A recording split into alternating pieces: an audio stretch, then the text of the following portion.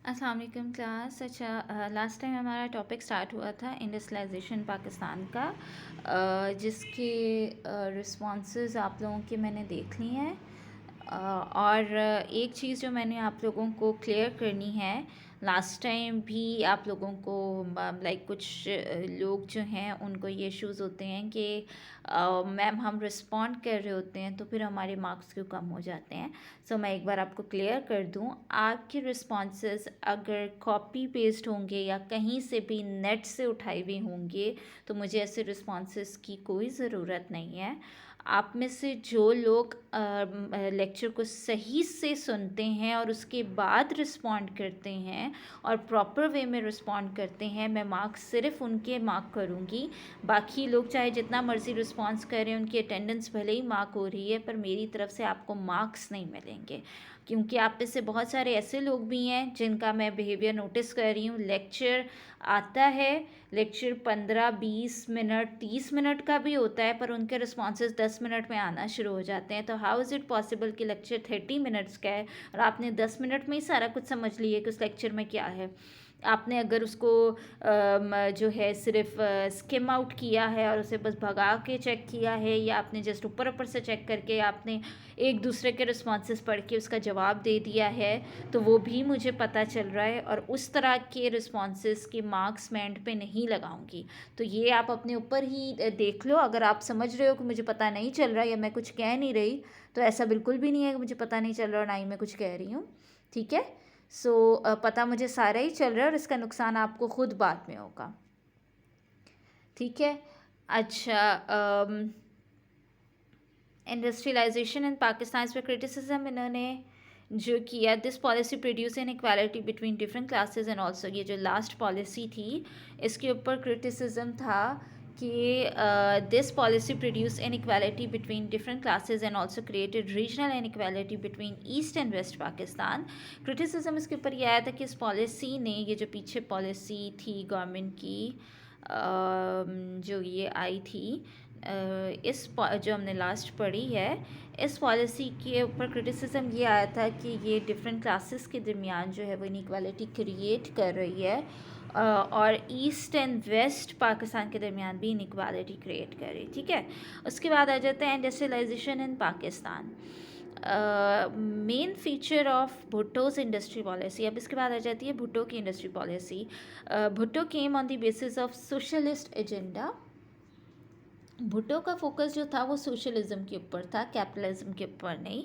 ही carried out nationalisation program, उसने ज़्यादा जो कुछ भी किया वो नेशनलाइजेशन प्रोग्राम के ऊपर किया। He nationalise banking and insurance policy, कि उसने बैंकिंग एंड इंश्योरेंस पॉलिसीज़ को लाइक इसके ऊपर काम किया nationwide. 31 manufacturing enterprises covering 10 sub sectors including engineering, oil refining, and the ghee industry. A board of industrial management was set up to supervise the entire structure. By 1974, 10 public sectors corporation was established to run various industries including fertilizer, automobile, steel and cement. Justification of nationalism.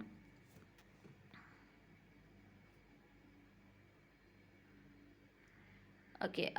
According to Ishrat Hussain Bhutto wanted state to take over the rake of the process of economic development.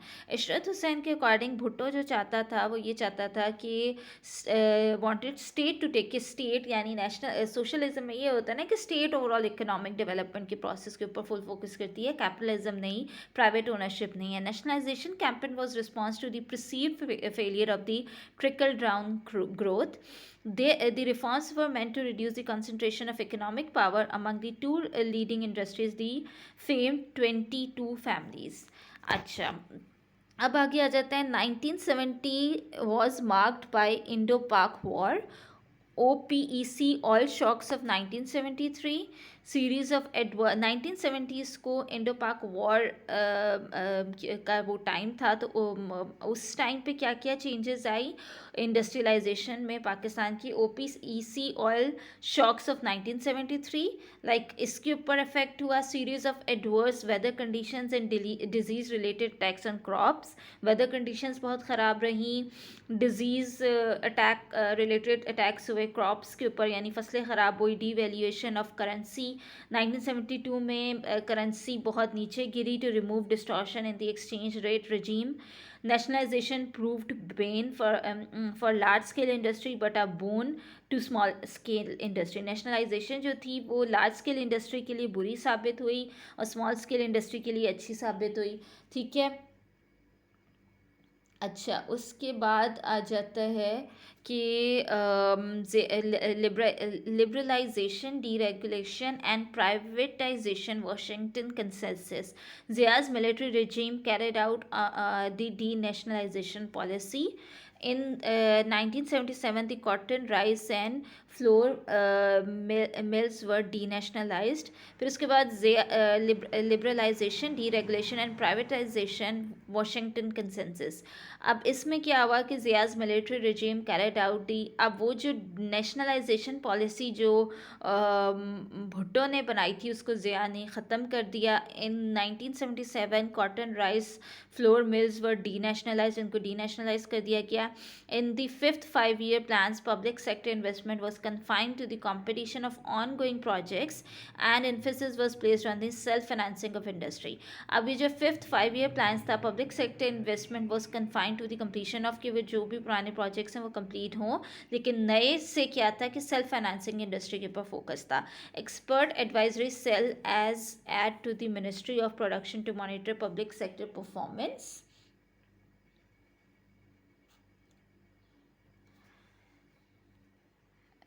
ठीक है, अच्छा उसके बाद according to doctor Ishar the divestiture and liberation was bit slow and the public sector continue to grow. अच्छा अब उसके बाद वो कहते हैं कि पब्लिक सेक्टर कंटिन्यू का ग्रोथ पे था। फिर पोस्ट ज़िया के बाद क्या हुआ, same policy of Washington consensus continued, कि वो जो वाशिंगटन कंसेंसस की पॉलिसीज थी वो आगे भी चलती रही। Benazir Bhutto regime establish board of investment with the task to recommended the policy guideline affected the industry. Benazir Bhutto के दौर में क्या हुआ, बोर्ड ऑफ इन्वेस्टमेंट बनी with the task to recommend the policy guidelines affecting the industry. उनका मकसद क्या था कि वो पॉलिसी गाइडलाइंस बनाए जो कि इंडस्ट्री के लिए फ़ायदेमंद साबित हो। More over the list of की इंडस्ट्रीज़ वर इंट्रोड्यूस, नई इंडस्ट्रीज़ इंट्रोड्यूस हुई जिसमें इंजीनियरिंग आ गई, फर्टिलाइज़र आ गई, इलेक्ट्रॉनिक इंडस्ट्रीज़ आ गई, and these units were given tax holidays and exemptions from custom duties. ठीक है, और इनके ऊपर क्या हुआ कि इनको कुछ टाइम के लिए टैक्स ना देने की छूट इनको मिली और उनके ऊपर से कस्टम ड्यूटीज़ हटाई गई ताकि ये आगे फर्दर फ्लोरिश कर सकें। ठीक है, उसके बाद नवाज शरीफ रजीम आ गया, introduce range of reforms to stimulate investment in manufacturing, including the removal of the complicated licensing regime, the liberation of exchange control, the facilitation of easy access to credit, and granting of further tax incentives to industrialists. अच्छा अब इसमें क्या आया कि removal of complicated licensing, इन्होंने क्या किया, इन्होंने जो कॉम्प्लिकेटेड लाइसेंस थे उसको ख़त्म किया, लिब्रेशन ऑफ एक्सचेंज कंट्रोल किया, इजी क्रेडिट वही कर्जे वगैरह देना शुरू किए इंडस्ट्रियलिस्ट को। By 1991 privatisation of public sector industries had begun and offer of sale of over 100 companies. By 1996 under BB's second regime over 80 units were privatized. फिर दोबारा 1996 में बेनज़ीर भुट्टो फिर आई जहाँ पे 80 यूनिट्स को प्राइवेटाइज कर दिया गया। Between 1978 till today, Pakistan polity has engaged itself in series of measures to denationalize industry and provide strong incentives for the private sectors to invest.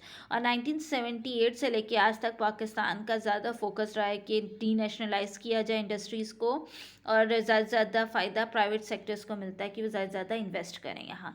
फिर मुशर्रफ एरा आया। मुशर्रफ एरा में इंटरनेशनल कंपैरिजन, मुशर्रफ एरा में क्या हुआ, east Asian industrial policy was aimed at prompting productivity based growth through a combination of learning, technological innovation and catching up the international best practices. अब मुशर्रफ ने क्या किया, मुशर्रफ ने इंटरनेशनल कंपैरिजन किया और इंडस्ट्रियल पॉलिसीज़ में ज़्यादा से ज़्यादा प्रोडक्टिविटी लाइक आप बेस उसने टेक्नोलॉजिकल और इनोवेशन लाने की कोशिश की. Despite all the ingredients of industrial policy, subsidies, credit, preferential treatment in allocation of foreign exchange and import tax, holiday exemption, industrial sections, publicly provided infrastructures were present in the case of Pakistan, but not the outcome was totally different from far eastern countries. Cost of capital and incentive approach, unemployment. अच्छा, इसके बाद according to doctor Ishrat following factors have contributed towards the slow growth of industries in Pakistan. Doctor Ishrat कहते हैं कि पाकिस्तान की जो slow growth हुई industry की, उनमें ये मेजर पॉइंट्स हैं. पहला, इकोनॉमिक रिसेशन बहुत रहा, रिसेशन महंगाई, ठीक है. Sanctioning of loans and political grounds के लोगों को लोन पॉलिटिकल अपने वही करप्शन बेसिकली आ जाती है कि अपने पॉलिटिकल ग्राउंड्स की वजह से, यानी अगर आपका कोई पॉलिटिकल बैकग्राउंड है या आप किसी को जानते हो तो आपको उस बेसिस पे लोन्स मिल रहे हैं. Physical incentive have failed to divert industry to backward due to the absence of infrastructure in these areas. Investment has been diverted from developed areas to industrial areas.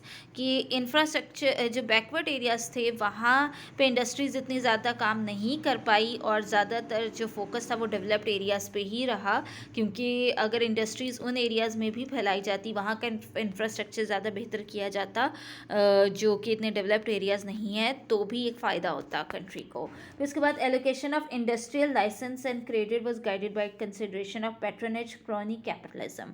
कि आपको जो एलोकेशन ऑफ इंडस्ट्रियल लाइसेंस है या जो credit है वो भी again इसमें भी करप्शन थी, ठीक है. Finally, economic and industrial structure of Pakistan has remain decidedly oligopolistic. There is little room for new business to enter the market. हाँ, सबसे बड़ा मसला जो आ जाता है economic and industrial structure of Pakistan में वो ऑलियोपोलिस्टिक है. Oligopolistic is an economic term जिसका मतलब होता है कि जो पुराने लोग पुराने बिजनेसेस शुरू से काम कर रहे हैं वही ग्रोथ करते जा रहे हैं, ऊपर जाते जा रहे हैं, और मार्केट में किसी नए आदमी को या नई इंडस्ट्री को आने की इजाज़त नहीं मिल रही या उसको अपनी जगह बनाने नहीं दी जाती करप्शन करके या किसी ना किसी लीगल वे में या किसी ना किसी के इश्यूज़ क्रिएट करके उसको मार्केट में एंटर ही नहीं होने दिया जाता. यानी पुराने लोग जो हैं वही अपनी जगह बना के बैठे हुए और नई साख बनाने नहीं दी जा रही. ये एक बड़ा एक नेगेटिव पॉइंट है पाकिस्तान के लिए, क्योंकि अगर न्यू इंडस्ट्रीज़, न्यू कंपनीज़ या बाहर से लोग यहाँ के काम नहीं करेंगे तो पाकिस्तान की इंडस्ट्री ग्रोथ नहीं करेगी. अच्छा, ये टॉपिक हमारा कंप्लीट हो गया है, ये वाला नोट्स हमारे कंप्लीट हो गया. मैं नेक्स्ट नोट्स देख लेती हूँ कि वो क्या हैं, और आप लोगों ने इसको पढ़ना है अच्छे से, ठीक है. और इसके ऊपर आप लोगों ने अपना क्रिटिसिज्म देना है कि आपको कौन सा एरा जो है वो आपको लगा कि सबसे बेहतर था. और उसके अलावा अभी तक में हम अभी प्रेजेंट गवर्नमेंट को नहीं कर रहे, प्रेजेंट गवर्नमेंट के ऊपर अभी हम आगे पढ़ेंगे, ठीक है. और उसके अलावा ये जो 5 पॉइंट्स उन्होंने बताए, इनमें से इनमें से कौन से पॉइंट जो है वो सबसे ज़्यादा जो है वो इशू क्रिएट करता है, लाइक सबसे ज़्यादा कौन सा पॉइंट है जिसने इंडस्ट्री को बहुत ज़्यादा अफेक्ट किया है. और इसके अलावा आपके अपने माइंड में या आपके अपने एनालिसिस से आपको लगता हो कि इंडस्ट्रीज़ क्यों पाकिस्तान में इंक्रीज़ नहीं करेगी, आपको कोई इन्फॉर्मेशन हो कि किसी और कंट्री में इंडस्ट्रीज़ की ग्रोथ की वजह क्या है, तो ऐसी कौन सी चीज़ें जो इन 5 पॉइंट्स के अलावा जो एक ड्रॉबैक है पाकिस्तान की इंडस्ट्री के ग्रोथ का, ठीक है, ये आप लोगों ने बताना है. तो फ़िलहाल मैं लेक्चर यहाँ पे ही एंड कर रही हूँ. अगर मुझे दूसरे नोट्स मिलते हैं और मैंने लेक्चर देना हुआ दूसरा भी तो रिकॉर्ड करना हुआ तो मैं दूसरे नोट्स का अलग से लेक्चर रिकॉर्ड कर दूँगी, ठीक है. और अगर एक ही हुआ तो यही फिर आपका आज का लेक्चर हो जाएगा, क्योंकि ऐसा अभी हमारा जो हमारे जो कोर्स है हमारा काफ़ी कम रह गया और अभी हमारा T2 जो है वो भी नहीं हुआ, अभी हमारी प्रेजेंटेशंस भी रहती हैं, तो इसलिए मैं थोड़ा सा स्लो भी चल रही हूँ। ठीक है क्लास, अल्लाह हाफ़िज़।